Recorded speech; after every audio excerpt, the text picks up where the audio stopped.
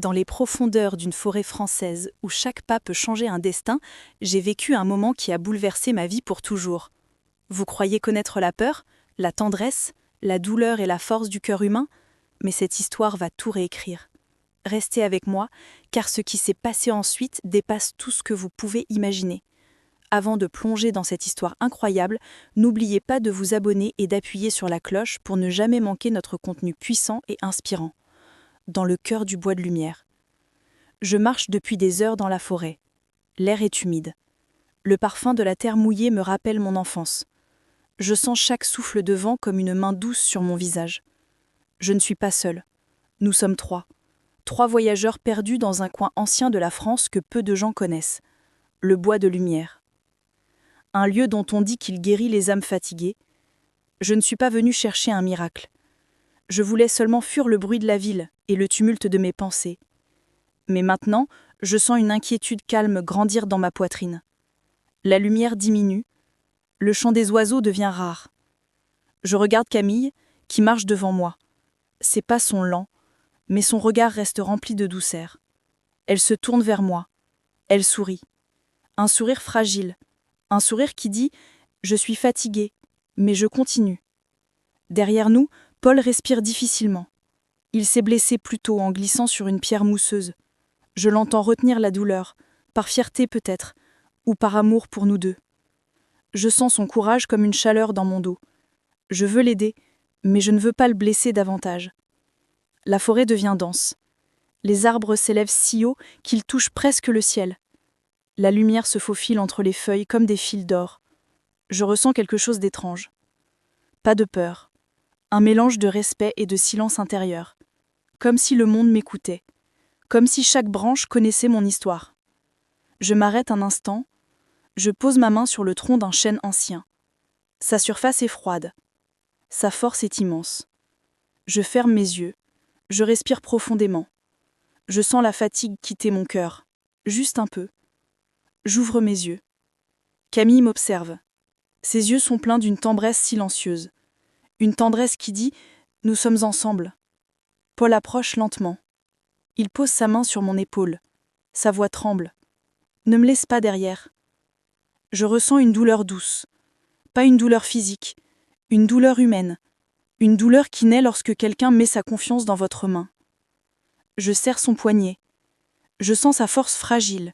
Je sens sa peur cachée. Et quelque chose en moi se brise un peu.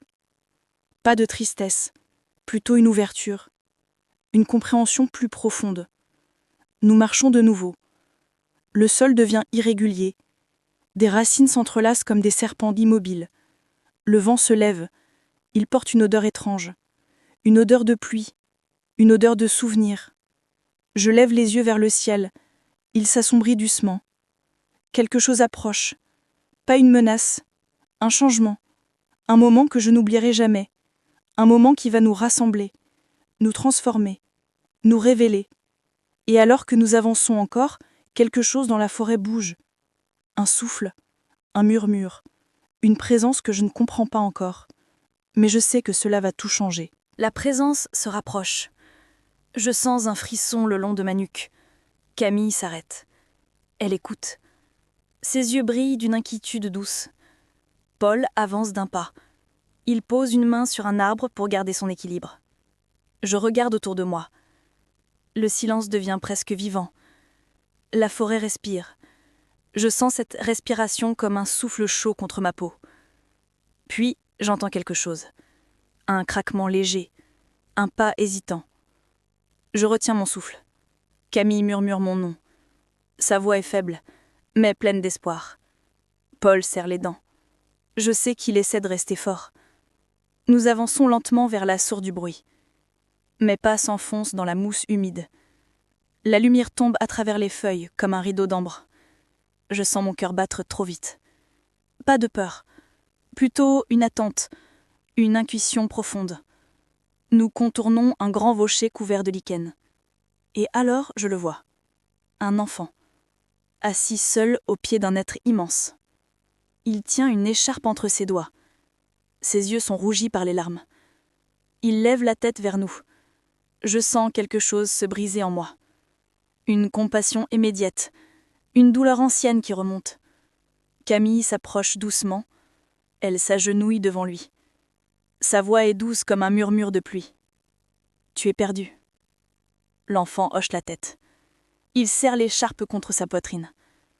Je m'accroupis près de lui. Je sens la chaleur de sa peur. Je sens son souffle trembler. Paul s'assoit lentement à côté de nous, malgré sa jambe douloureuse. Son visage change. Il oublie un instant sa propre souffrance. Il regarde l'enfant comme on regarde quelqu'un que l'on doit protéger. Je tends ma main vers le garçon. Il hésite, puis il pose sa petite main dans la mienne. Sa peau est froide, sa confiance fragile, mais sa confiance existe. Je lui souris. Un sourire simple, un sourire sincère. Il respire un peu mieux. Je sens le lien se créer. Un lien silencieux, un lien précieux. Camille demande son nom. Il murmure quelque chose. Sa voix est presque inaudible. La forêt semble s'incliner pour écouter. Je répète son nom doucement. Il acquiesce. Je sens une responsabilité nouvelle grandir dans ma poitrine.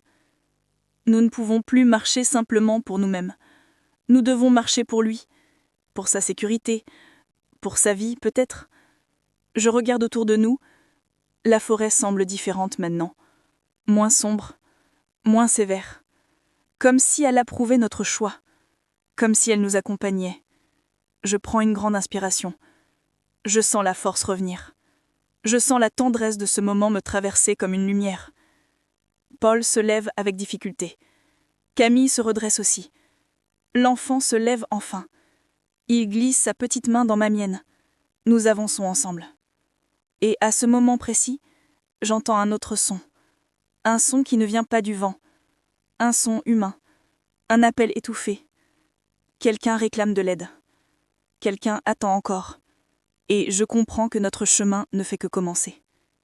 Je me tourne vers la direction du son. Ma respiration s'accélère. L'enfant serre ma main plus fort. Camille observe les arbres avec attention. Paul plisse les yeux. Il écoute. Il essaie de rester fort malgré la douleur dans sa jambe. Un second appel résonne, plus clair cette fois, plus urgent.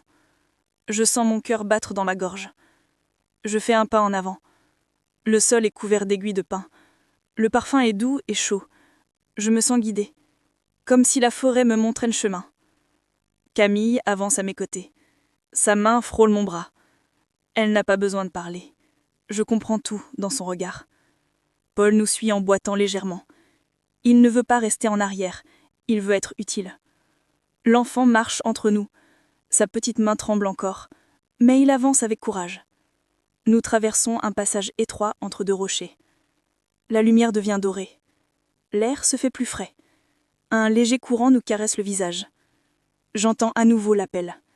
Cette fois, je distingue un mot. « Aidez-moi !» La voix est fatiguée, usée, mais vivante.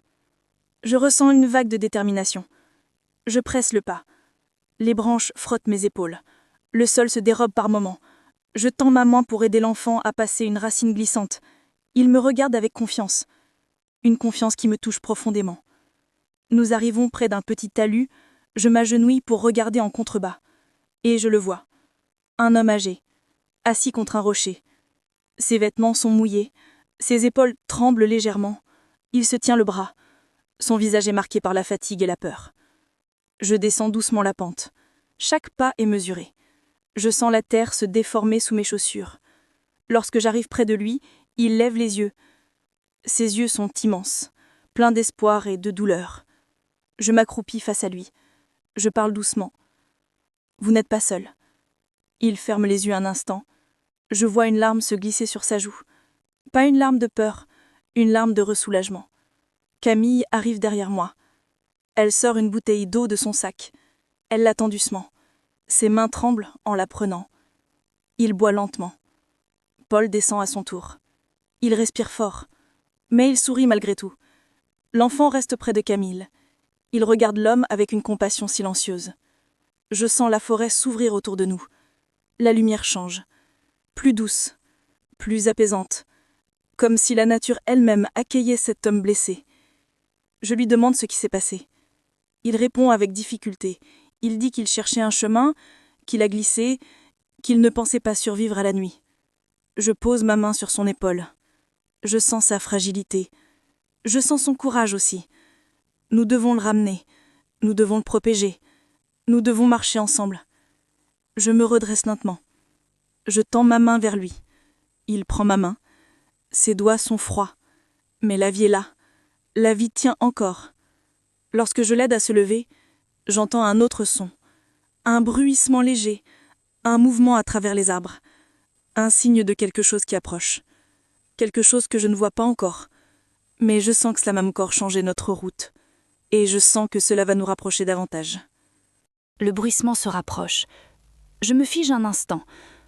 L'homme âgé s'appuie sur moi pour rester debout. Je sens sa respiration trembler contre mon épaule. Camille se tourne vers la forêt. Ses yeux cherchent la source du bruit.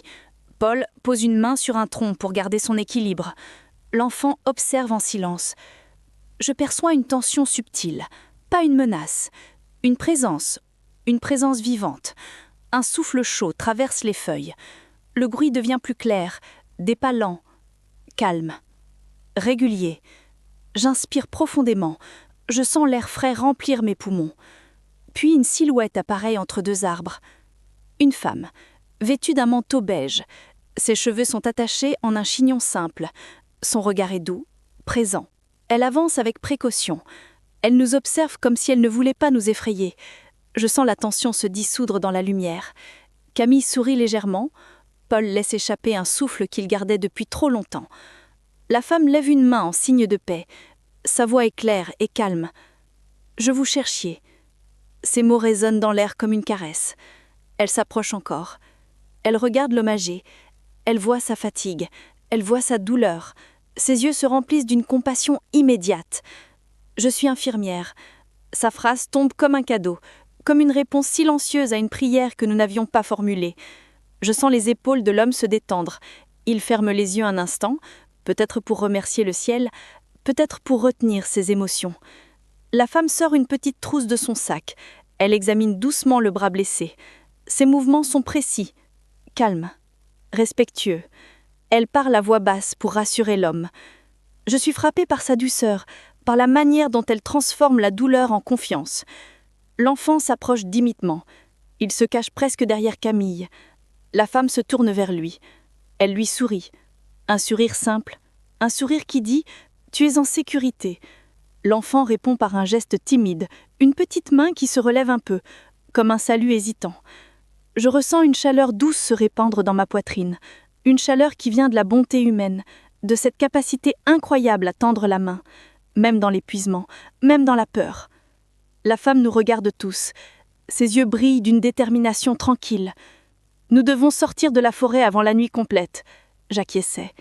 Camille aussi. Paul fermait les poings pour se donner du courage. L'enfant serre ma main encore une fois. L'homme âgé souffle lentement, prêt à marcher. La femme pointe un petit sentier derrière elle. Un chemin étroit, un chemin que je n'avais pas remarqué. Un chemin qui semble mener vers une lumière plus claire. Nous nous mettons en marche. Un groupe fragile, un groupe fatigué, mais un groupe uni. La femme ouvre la route. Je marche derrière elle avec le garçon. Camille avance à côté de l'homme. Paul ferme la marche, vigilant malgré sa douleur. La forêt nous entoure. Elle semble nous accompagner. Elle semble nous écouter.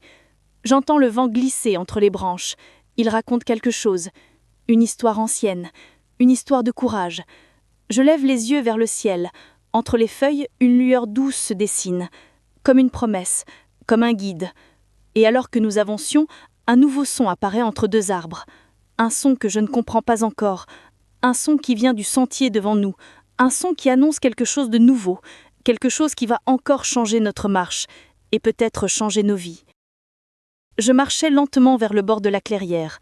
Le soleil descendait derrière les arbres. La lumière dorée glissait entre les feuilles. Je sentais fanement mon cœur devenir léger. Les voix de mes compagnons résonnaient derrière moi.